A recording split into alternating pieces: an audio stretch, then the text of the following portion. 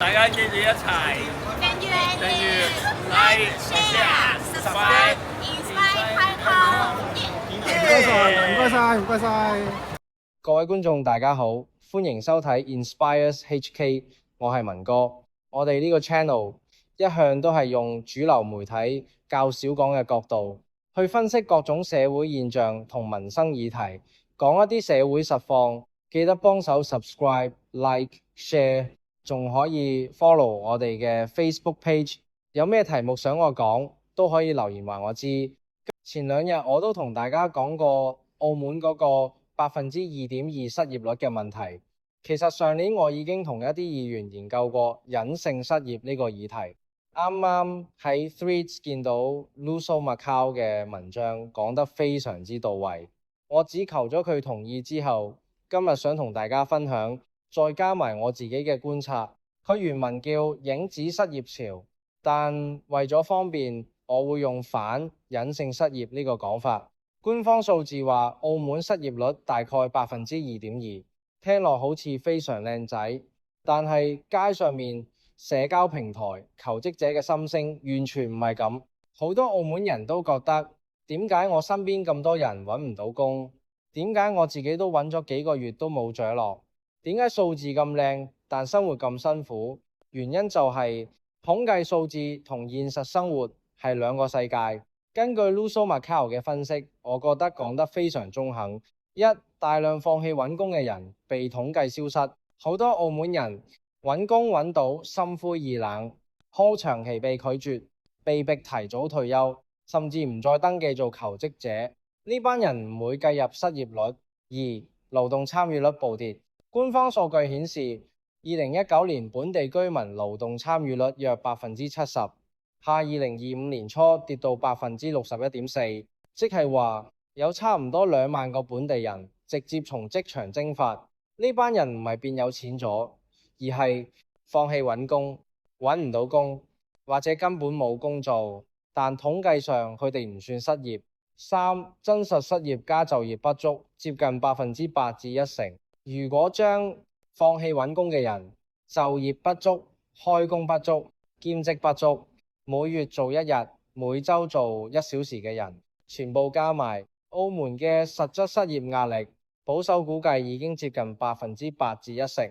官方嗰個2.2%只係統計學上嘅靚數字，唔係市民生活嘅真實反映。澳門人收入停滯，人工5年冇升，物價年年升。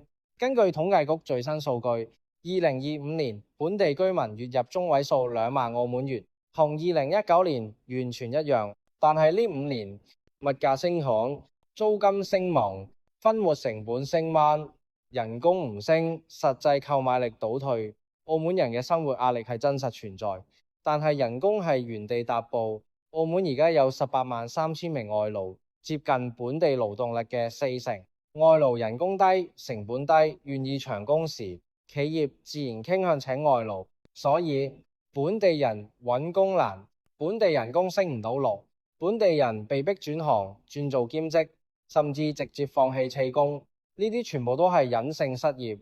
Luso Macau 提出2個方向，我覺得值得討論。一、外僱差價特別稅。針對外勞人工遠低於本地人工嘅行業，例如建築業，向企業只收額外稅項，目的係拉近外勞與本地人工嘅成本差距，令企業冇咁大誘因用平唔用貴，外勞回到補充而唔係取代。二、本地就業生活保障基金將外僱稅收專款專用，補貼本地失業人士，補貼轉行人士嘅薪金差額，鼓勵企業聘請更多本地人。呢啲政策唔係反對外勞，而係保障本地人基本生存空間。我之前嘅影片都講過，每週做1小時唔算失業，每月做1日都唔算失業，做 freelance 冇收入都唔算失業。呢啲全部都係數字好睇，生活難過。我收到好多本地人嘅真實經歷，開工不足、收入不足、假招聘。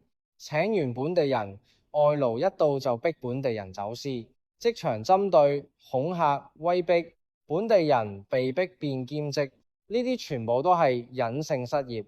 如果政府唔正視，澳門嘅社會問題只會越來越嚴重。其實我問返一啲澳門嘅前議員，有啲工種，尤其係工程都有外勞，最低工資避免行業薪金被壓低，其他行業嘅工種都爭取咗10幾20年，一樣冇聲氣。而家香港企業申請外勞嘅薪金都唔可以低於行業中位數，但都有薪金被克扣嘅情況，例如月薪3萬，實際到手只有1萬。香港起碼有廉政公署同防止賄賂條例，相關嘅違法行為都被揭發同拘捕。有啲僱主走法律啦，每月扣員工7至8千作生活費，變相扣減員工薪金，呢啲情況都值得我哋關注。但澳門依然無動於衷。澳門唔需要一個統計學奇蹟，而係需要一個本地人真正有工開、有收入、有尊嚴嘅社會。隱性失業唔處理，外勞制度唔調整，本地人只會越來越邊緣化。我會繼續跟進呢個議題，希望大家多啲分享、留言、支持，等更多人知道澳門真正嘅問題。呢度係 Inspires HK， 我係文哥，記得 subscribe、like、share、comment， 令社會更多人關注，支持我哋繼續發聲。遲啲我哋再探討更多議題，下集再見。